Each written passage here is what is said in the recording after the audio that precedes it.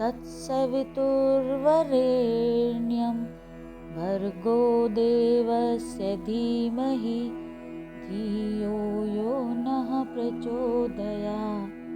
आगे परम पूज्य गुरुदेव लिखते हैं, धर्म ग्रंथों में वर्णित भविष्य कथन। धर्म ग्रंथों को अपौरुषेय कहा गया है, उन्हें ईश्वर की वाणी माना गया है। दिव्य दृष्टाओं, भविष्य वक्ताओं की तरह उनमें भी आने वाले समय के संबंध में बहुत कुछ कहा गया है। वे सभी इस दृष्टि से एकमत प्रतीत होते हैं कि 20वीं सदी का अंत और 21वीं सदी का प्रारंभ दो युगों की संधि बेला के रूप में होगा और आगामी युग मनुष्य जाति के उज्जवल भविष्य के रूप में सामने आएगा। इस संदर्भ में विभिन्न धर्म ग्रंथों का अभिमत इस प्रकार है। श्रीमद् भागवत, कलयुग का अंत निकट है और अभी युग संधि वेला चल रही है। इतना ही नहीं, उसके 12 स्कंध के द्वितीय तृतीय अध्याय में कलयुग, उससे पूर्व और बाद के समय के लक्षणों का विस्तार पूर्वक वर्णन किया गया है। किस प्रकार मध्य युग के बाद अनास्था का बाहुल्य, संस्कार शून्यता के में अभिवृद्धि, आचार विचार में भ्रष्टता का आधिक्य होगा, यह सब प्रथम अध्याय में वर्णित है। द्वितीय अध्याय में कलिकाल की विवेचना करते हुए सुखदेव जी नई नई बीमारियों का पनपना, संप्रदायवाद का बढ़ना, लोगों का परस्पर एक दूसरे के प्रति असहिष्णु होना, वह सब जो इन दिनों हम देख रहे हैं, इस काल की विशेषता बताते हैं। सतयुग का उल्लेख करते हुए वे कहते हैं कि कलयुग के अंतिम दिनों में निष्कलंक सत्ता के अवतरण में सद्भावना और सात्विकता की सर्वत्र अभिवृद्धि होगी। वाल्मीकि रामायण में युद्ध कांड के श्लोक 95 से 160 में सतयुग के आगमन को सुनिश्चित बताते हुए उस समय में लोगों के व्यवहार, दृष्टिकोण, परिस्थिति का वर्णन किया गया है। हरिवंश पुराण के भविष्य पर्व में कहा गया है कि कलयुग की पूर्व संधि वेला के समापन का ठीक यही उपयुक्त समय है। महाभारत के वन पर्व में उल्लेख आता है कि जब एक युग समाप्त होकर दूसरे का प्रारंभ निकट आता है तो संसार में संघर्ष और विग्रह उत्पन्न होते हैं। जब चंद्र, सूर्य और बृहस्पति तथा पुष्प नक्षत्र एक राशि में आएंगे, तब सतयुग का शुभारंभ सुखद भविष्य के रूप में होगा। ओल्ड टेस्टामेंट के डैनियल तथा रेवेलेशन अध्यायों में इस बात की चर्चा की गई है कि 20वीं सदी की समाप्ति से पूर्व नया युग आने से पहले प्राकृतिक आपदा और मानवीय विग्रह चरमोत्कर्ष पर होंगे।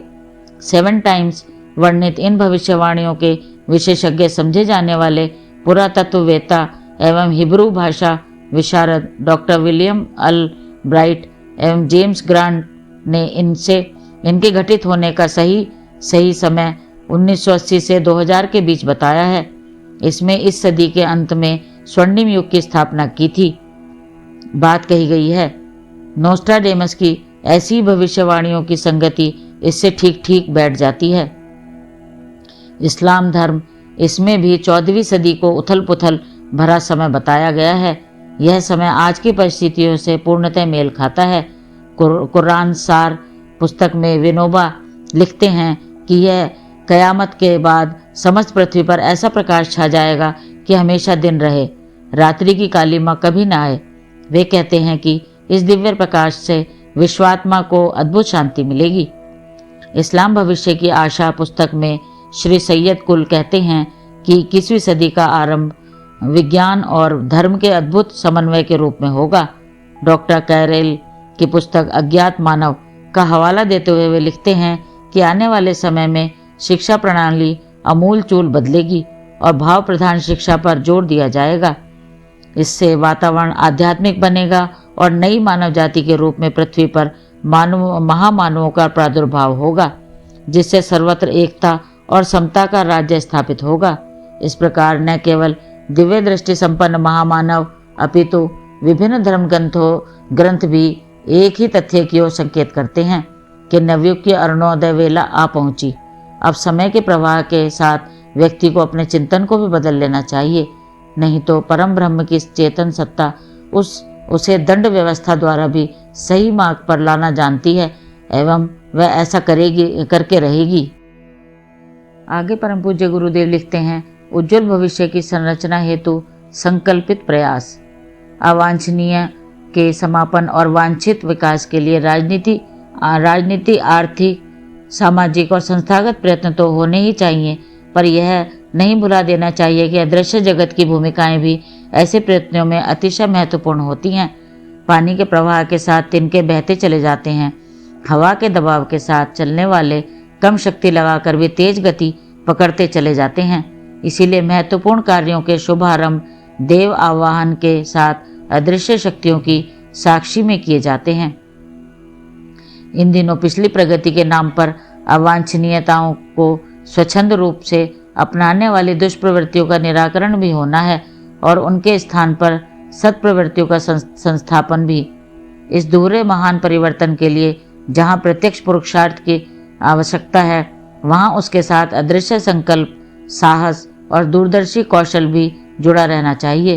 यही इन दिनों की आवश्यकता भी है, जिसकी पूर्ति के आधार पर दोहरे मोर्चे पर विश्वव्यापी संघर्ष भरे परिवर्तन का उद्देश्य बिना विलंब लगे और बिना असाधारण अवरोधों का सामना किए संपन्न हो सके। समय ने प्रचंड गति पकड़ ली है। जो कार्य हजारों वर्षों में नहीं हो पाए थे, वे कुछ दशकों में संपन्न हो चले हैं।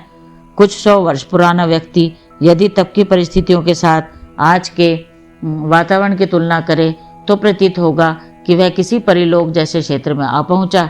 यह युग परिवर्तन की सामान्य गति में असाधारण तीव्रता आने का ही प्रतीक है। अगले दिनों यह प्रवाह और भी अधिक गति पकड़ेगा और जो हेर फेर पिछली शताब्दियों में हुआ है, उसकी तुलना में अगली सदी के चमत्कार और भी अधिक बढ़े चढ़े होंगे। इसीलिए आम मान्यता बनती जाती है कि 21वीं सदी में पतन प्रवाह रुकेगा और उज्जवल भविष्य की संरचना का कार्य तूफानी गति से आगे बढ़ेगा। यह महाकाल की प्रेरणा है, ईश्वर की इच्छा है, समय की मांग है। इसे युग धर्म का पांचजन्य उद्घोष भी कह सकते हैं।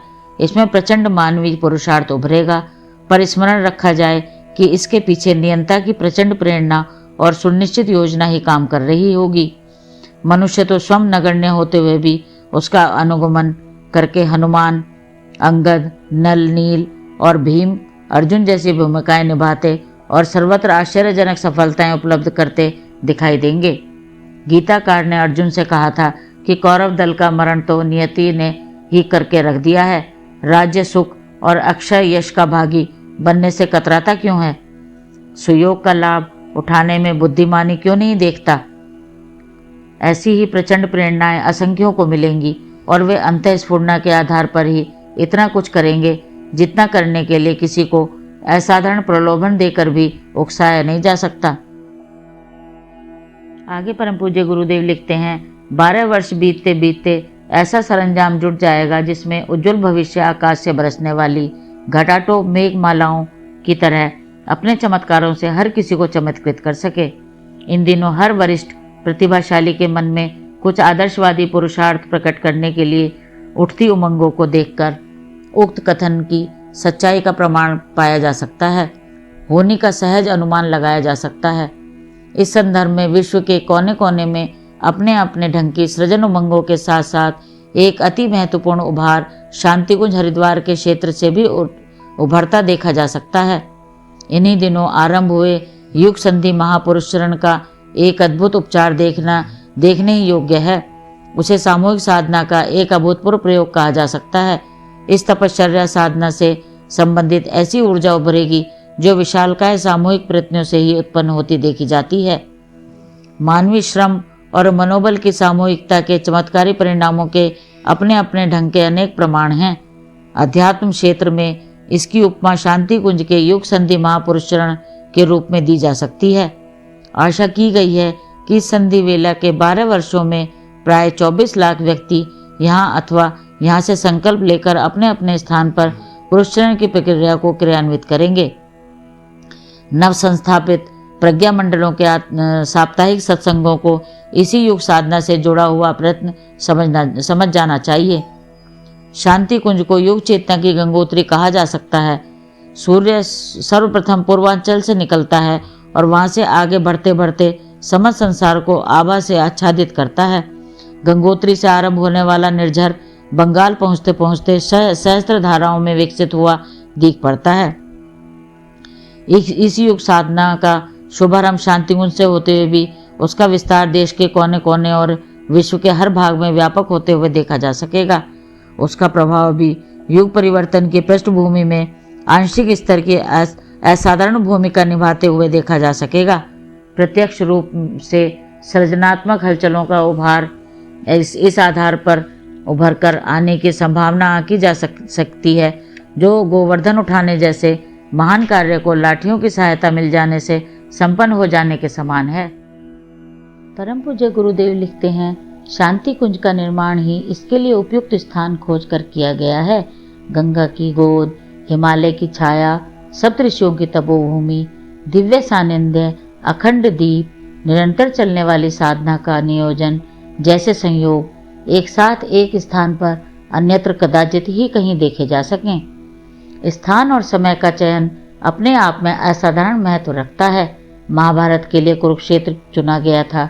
भुसावल के केले, लखनऊ के अमरूद, नागपुर के संतरे, मैसूर का चंदन प्रसिद्ध है। वह उत्पादन हर कहीं उसी स्तर का नहीं हो सकता। बीजों के बोने का समय सही रखना अच्छी फसल पाने के लिए आवश्यक है। वर्षा और बसंत की असाधारण दृश्य उत्पन्न करने वाली अपनी अपनी अवधि होती है। वे विशेषताएं हर समय नहीं देखी जा सकती हैं। सैनिटोरियम उपयुक्त जलवायु में बनाए जाते हैं। ब्रह्मांड की खोज करने हेतु कोणार्क के सूर्य मंदिर जैसी जगह चुनकर निर्धारित की गई, जहां संसार भर के वैज्ञानिक सूर्य ग्रहण का अन्वेषण परीक्षण करने आया करते हैं। इसी प्रकार संसार में अनेक स्थान अपनी विशिष्टता के लिए प्रख्यात है। हिमालय क्षेत्र को तपस्या के लिए अनादिकाल से उपयुक्त स्थान माना जाता रहा है। शांति कुंज की निर्माण स्थली भी ऐसे ही सूक्ष्म परीक्षणों के उपरांत चुनी गई है। यहाँ जो आते हैं वे अपनी अपनी पात्रता और आवश्यकता के अनुरूप शक्ति, साहस और प्रकाश प्रेरणा लेकर वापस लौटते हैं। इन्हीं आधारों पर शांति कुंज को चेतना का उद्गम बताया गया है और उसे युग चेतना की गंगोत्री मानकर उसके विश्व विस्तार की प्रक्रिया किसी अदृश्य प्रेरणा के संकेत पर क्रियान्वित हो रही है। दिव्य चेतना जब लोकमंगल के लिए आपातकालीन व्यवस्था बनाती है, तब सामान्य क्षमता संपन्नों द्वारा भी असाधारण कार्य होते देखे जाते हैं। युग चेतना के अनुरूप संकल्पित प्रयास करने वालों के साथ शक्ति सामर्थ्य की अदृश्य घटनाएं स्वतः जुड़ जाती हैं। गीत गिलहरी, वानर रीछ आदि के साथ यही हुआ था। ग्वाल वालों पांडव के साथ भी ऐसा ही प्रवाह जुड़ गया था। बुद्ध के चीवरधारियों से लेकर गांधी जी के सत्याग्रहियों तक के साथ यही सिद्धांत लागू होता है। उनकी सामर्थ्य सामान्य थी, असामान्य थी निष्ठाओं के आधार पर दिव्य चेतना उन्हें अपना माध्यम बनाकर लोकहित के लिए असाधारण कार्य संपन्न करा लेती है। शांति कुंज को भी कुछ ऐसा ही श्रेय सौभाग्य प्राप्त हुआ है। आगे परम पूज्य गुरुदेव लिखते हैं, विचार क्रांति का एक छोटा मॉडल। वस्तुतः लगन, श्रद्धा और प्रामाणिकता के साथ यदि उच्च स्तरीय उद्देश्यों के लिए इन दिनों कोई सामान्य स्तर का तंत्र भी खड़ा हो तो उसे असाधारण सफलता मिलेगी। शांति कुंज ने इसी सूत्र को अपनाया है।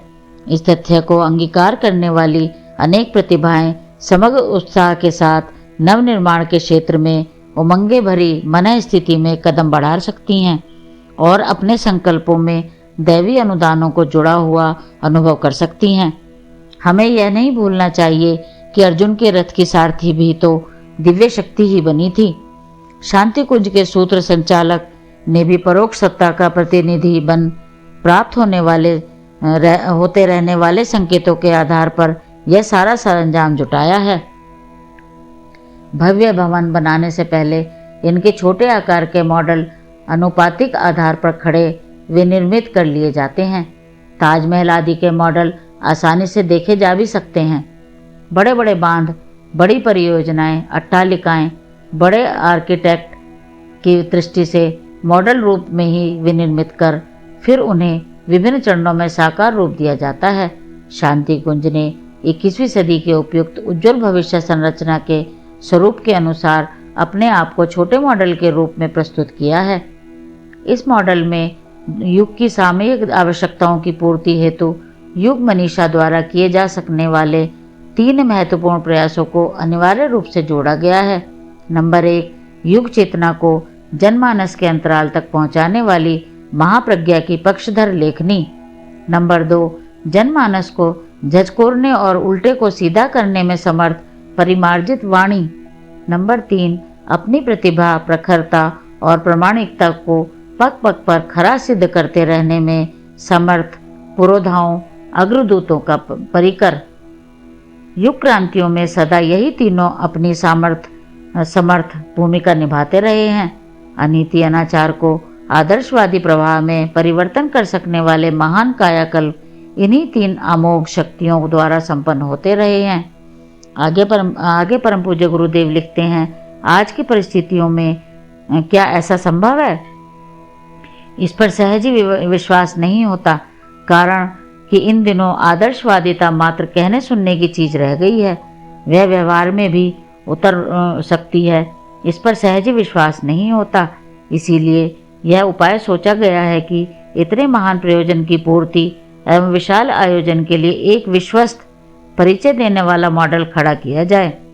प्रज्ञा अभियान की रूपरेखा का व्यावहारिक क्रियान्वयन किस प्रकार संभव है, इसी के लिए एक छोटा किंतु आदर्श एवं अनुपातिक मॉडल शांति कुंज के रूप में बनाकर खड़ा कर दिया गया है।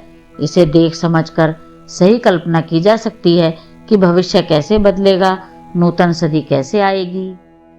आगे परम पूज्य गुरुदेव लिखते हैं, सामान्यतया अपने चारों ओर दृष्टि दौड़ाने पर पता चलता है कि जनसाधारण के लिए प्रचलनों का अनुकरण सरल पड़ता है।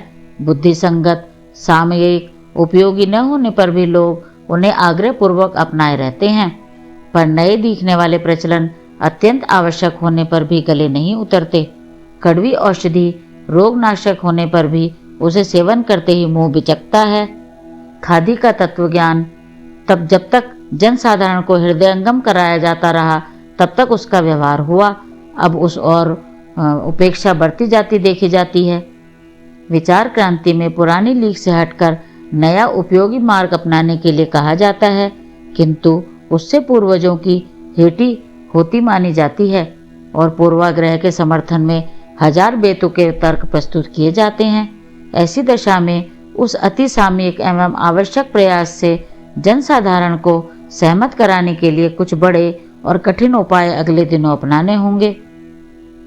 इस संदर्भ में लेखनी, वाणी, प्रशिक्षण समारोह, आयोजन, व्यवहार, प्रचलन प्रस्तुत करने के साथ साथ यह भी उतना ही जरूरी है कि आदर्शवादी प्रतिपादनों को ऐसे लोग प्रस्तुत करें जिनकी कथनी और करनी एक हो, जिनकी प्रामाणिकता और प्रखरता पर उंगली न उठती हो। इन सभी सरंजामों को जुटाने पर ही एक विचार क्रांति का गति चक्र आगे बढ़ सकता है, भले ही वह छोटे आकार का तथा धीमी गति से चलने वाला ही क्यों न हो। युग क्रांति के लिए अनिवार्य है कि भ्रांतियों के हर पक्ष पर प्रहार करने वाले प्रतिपादन प्रस्तुत किए जाएं और उनके स्थान पर जो विवेक युक्त स्थापनाएं की जाती हैं उसके लिए तर्क, तथ्य, प्रमाण, उदाहरणों के साथ भाव संवेदनाओं को स्पष्ट करने वाली शैली में प्रभावशाली लेखन किया जाए। इसके प्रकाशन के लिए भी मिशनरी स्तर का तंत्र खड़ा किया जाए। सामान्य रूप से लोग हल्का मनोरंजन साहित्य पढ़ते हैं, साहित्य को प्रकाशन छापते भी हैं। इस लोकोपयोगी साहित्य को प्रकाशित करना और जन जन तक पहुंचाने के लिए उसे रास्ता भी रखना आवश्यक है। साथ ही हर शिक्षित को वह साहित्य आग्रहपूर्वक पढ़ाया जाए, ऐसा तंत्र भी विकसित करना आवश्यक है। आगे परम पूज्य गुरुदेव लिखते हैं, साधन रहित परिस्थितियों में बड़ा सरंजाम जुट नहीं सकता। याचना करने, अर्थ संग्रह करने की अपेक्षा सूत्र संचालकों द्वारा यह उचित समझा गया कि उपयोगिता को अपने बलबूते लोकप्रिय बनने देने का अवसर दिया जाए। इससे प्रस्तुतिकरण के स्तर की सहज समीक्षा भी हो जाएगी। अब से 50 वर्ष पूर्व इसी प्रयोजन के लिए हिंदी अखंड ज्योति पत्र प्रकाशित की गई। यह मासिक पत्रिका मात्र न तो हमारे चिंतन चेतना का नवनीत था, जिसकी प्रेरणा सतत हमें दुर्गम हिमालय से मिलती थी। आरंभ में इसकी 500 प्रतियां छापी गईं। स्वयं सेवक स्तर पर घर घर जाकर बांटने का क्रम बनाया गया। अब यह उसकी अपेक्षा 500 गुनी अधिक अर्थात 2.5 लाख से अधिक की संख्या में छपने लगी है। क्रमशः बढ़ते बढ़ते 1979 के अप्रैल माह तक इसकी ग्राहक संख्या 3 लाख आ पहुंची है। आध्यात्म तत्व दर्शन का विज्ञान सम्मत प्रतिपादन विज्ञान को नई दिशा देने वाले समन्वयात्मक तथ्यपरक लेखों का संकलन, मनुष्य में छिपी अनंत संभावनाएं व उनके विकास के विधि उपचारों के संबंध में इस पत्रिका का लेखन संपादन हरिद्वार से ही होता है। प्रकाशन मथुरा से। जिसने भी पढ़ा है उसे न केवल लेखन शैली ने प्रभावित किया है वरन गूढ़ समयानुकूल प्रतिपादनों ने नई प्रेरणा भी दी है। परम पूज्य गुरुदेव के क्रांतिधर्मी साहित्य की आगे की वीडियो देखने के लिए कृपया लाइक करें, सब्सक्राइब करें तथा हमारी नई वीडियो देखने के लिए बेल आइकन दबाएं। धन्यवाद।